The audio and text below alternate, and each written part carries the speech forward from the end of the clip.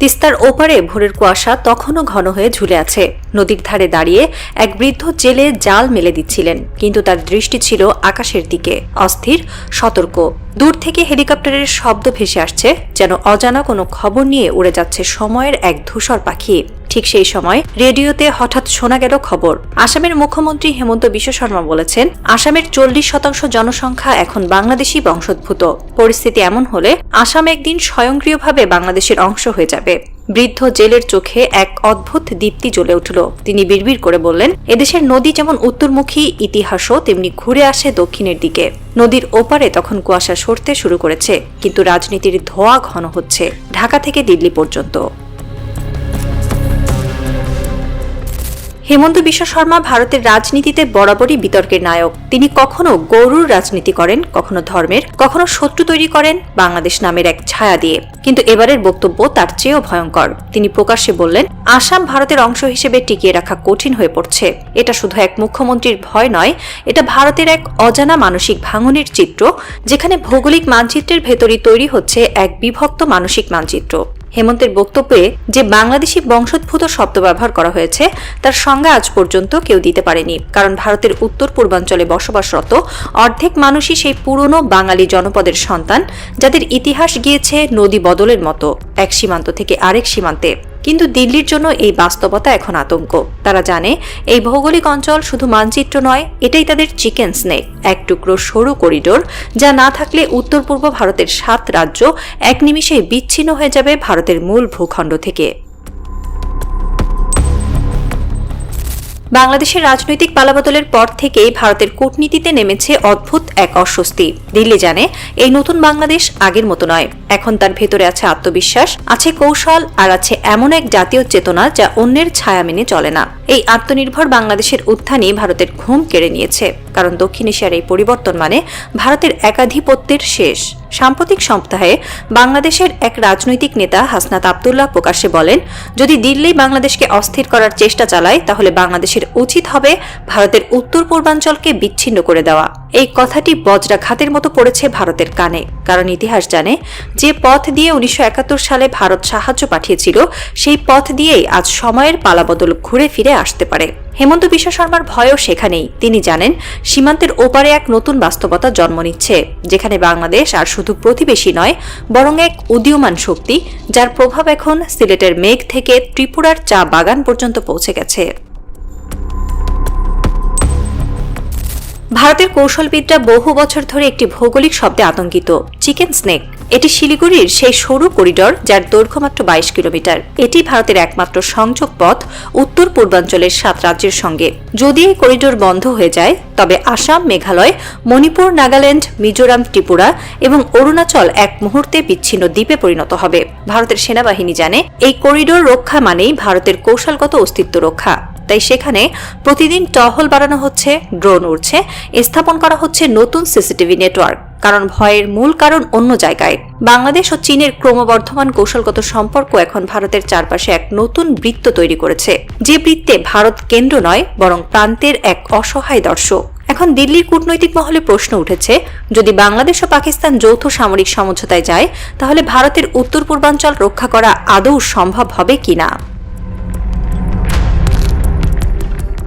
ত্রিপুরার সীমান্তে ভারত যে বিশেষ বাহিনী মোতায়েন করেছে, তাদের নাম 20তম মাউন্টেন ডিভিশন, যারা 1971 সালে মুক্তিযুদ্ধে সরাসরি অংশ নিয়েছিল। অদ্ভুত এক প্রতীকী পদক্ষেপ। যে বাহিনী একসময় বাংলাদেশকে স্বাধীন করতে সাহায্য করেছিল, আজ সেই বাহিনী আবার সীমান্তে দাঁড়িয়ে বাংলাদেশের বিরুদ্ধে যুদ্ধ প্রস্তুতি নিচ্ছে। ত্রিপুরার মুখ্যমন্ত্রী মানিক সাহা প্রকাশ্যে বলেছেন, বাংলাদেশের পরিবর্তিত রাজনৈতিক পরিস্থিতি ভারতের জন্য উদ্বেগজনক। তিনি বলেছেন, আমরা প্রতিদিন ঢাকার মাঠ পর্যায়ের আপডেট দিল্লিতে পাঠাচ্ছি। এই মন্তব্যের মধ্যেই লুকিয়ে আছে ভারতের ভয়। তারা জানে বাংলাদেশ এখন আর শুধু ঢাকার রাজনীতি নয়, এটি এখন ভৌগোলিক বাস্তবতা, যার প্রভাব উত্তর পূর্ব ভারতের জাতিগত, ধর্মীয় ও অর্থনৈতিক ভারসাম্যে সরাসরি পড়ে। ভারত যখন সীমান্তে সেনা পাঠাচ্ছে, বাংলাদেশ তখন কূটনৈতিক নীরবতায় এক অদ্ভুত বার্তা দিচ্ছে, আমরা যুদ্ধ চাই না, কিন্তু ভয়ও পাই না। হেমন্ত বিশ্ব শর্মা ও মানিক সাহারা যখন টেলিভিশনে বলেন বাংলাদেশি অনুপ্রবেশে আসাম বিপন্ন, তখন তারা জানেন এটি শুধু রাজনৈতিক নাটক, যার উদ্দেশ্য নিজেদের ব্যর্থতা আড়াল করা। আসামের প্রকৃত সংকট হল উন্নয়ন, কর্মসংস্থান ও শিক্ষার ঘাটতি, কিন্তু সেই ব্যর্থতা ঢাকতে সবচেয়ে সহজ অস্ত্র বাংলাদেশ। ভারতের কেন্দ্রীয় সরকারও এই কৌশল জানে। যখনই ভোটের সময় আসে, বাংলাদেশি অনুপ্রবেশের ভয় দেখানো হয়। এভাবেই শত্রু তৈরি করে ক্ষমতা টিকিয়ে রাখা হয়। কিন্তু এই ভয় এখন উল্টো পথে গেছে। যে বাংলাদেশকে তারা ভয় দেখাতে চায়, আজ সেই বাংলাদেশের দিকে তাকিয়ে ভারতের উত্তর পূর্বাঞ্চলের বহু মানুষ বলছে, ওখানে বিদ্যুৎ আছে, রাস্তা আছে, স্থিতি আছে, আমাদের এখানে কিছুই নেই। এ যেন এক উল্টো আয়না, যেখানে ভারতের নাগরিক নিজের দেশকে মাপে বাংলাদেশ দিয়ে। ভারতের প্রচারণা এখন আগের মতো কার্যকর নয়। বিশ্বজুড়ে এখন স্বীকৃতি পাচ্ছে বাংলাদেশ দক্ষিণ এশিয়ার অন্যতম স্থিতিশীল অর্থনীতি। দক্ষিণ পূর্ব এশিয়া, তুরস্ক, চীন, এমনকি মধ্যপ্রাচ্যের দেশগুলোও এখন বাংলাদেশের দিকে তাকিয়ে আছে। এই আঞ্চলিক পরিবর্তনই ভারতের আতঙ্কের মূল, কারণ বহু বছর ধরে দক্ষিণ এশিয়াকে ভারতের প্রভাবলয়ের মধ্যে ভাবা হতো। কিন্তু এখন বাংলাদেশ, নেপাল, মালদ্বীপ, শ্রীলঙ্কা সবাই নিজেদের কূটনৈতিক স্বাধীনতা দাবি করছে। ভারতের মিডিয়া এই বাস্তবতা মেনে নিতে না পেরে প্রতিদিন নতুন ষড়যন্ত্র তত্ত্ব বানাচ্ছে। কখনো বলে পাকিস্তান ঢুকেছে বাংলাদেশে, কখনো বলে চীনের ঘাঁটি হচ্ছে বঙ্গোপসাগরে, আবার কখনো বলে আমেরিকা ঢুকেছে কক্সবাজারে। বাস্তবে কিছুই হয়নি, হয়েছে শুধু একটি পরিবর্তন। বাংলাদেশ এখন নিজের সিদ্ধান্ত নিজে নিচ্ছে, আর সেটাই ভারতের জন্য সবচেয়ে বড় ভয়। ঢাকা এখন যে নীতিতে এগোচ্ছে সেটি প্রতি উত্তরমূলক নয়, কিন্তু দৃঢ়। অর্থাৎ ভারত যা বলবে তার প্রতিক্রিয়া তৎক্ষণাৎ দেওয়া নয়, বরং পরিস্থিতিকে বিশ্লেষণ করে কৌশলগতভাবে মোকাবেলা করা। এটাই এখন বাংলাদেশের সবচেয়ে শক্তিশালী অস্ত্র। ঢাকা জানে ভারত কেবল সীমান্তে সৈন্য পাঠাতে পারে, কিন্তু মনস্তাত্ত্বিক যুদ্ধে হেরে যাচ্ছে প্রতিদিন। কারণ বাংলাদেশের জনগণ আজ আগের চেয়ে অনেক বেশি সচেতন। তারা আর দিল্লির প্রচারণায় বিভ্রান্ত হয় না। বাংলাদেশের নতুন প্রজন্মের সামনে এখন একটাই লক্ষ্য, নিজের সার্বভৌমত্ব, নিজের ভবিষ্যৎ। এই পরিবর্তনই ভারতের রাজনৈতিক মহলে ভয় সৃষ্টি করেছে। কারণ যে বাংলাদেশ একসময় ভারতের প্রভাবের আওতায় ছিল, আজ সেই রাষ্ট্র নিজের পথ নিজেই তৈরি করছে। চীনের প্রযুক্তি, তুরস্কের প্রতিরক্ষা এবং পাকিস্তানের অভিজ্ঞতার সঙ্গে একটি নতুন ভূ রাজনৈতিক বাস্তবতা গড়ে তুলছে।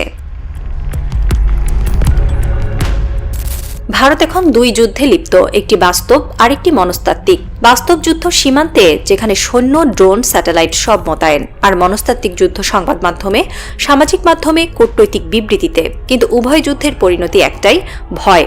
দিল্লি ভয় পাচ্ছে বাংলাদেশ যদি তার অর্থনীতি, কূটনীতি ও প্রতিরক্ষা সক্ষমতা আরও বাড়ায়, তবে ভারতের উত্তর পূর্বাঞ্চল তাদের নিয়ন্ত্রণে রাখা কঠিন হয়ে পড়বে।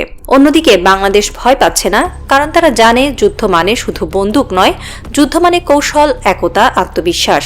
এই যুদ্ধ এখন শুরু হয়েছে, যেখানে গুলির শব্দ শোনা যায় না, শোনা যায় কেবল ইতিহাসের প্রতিধ্বনি।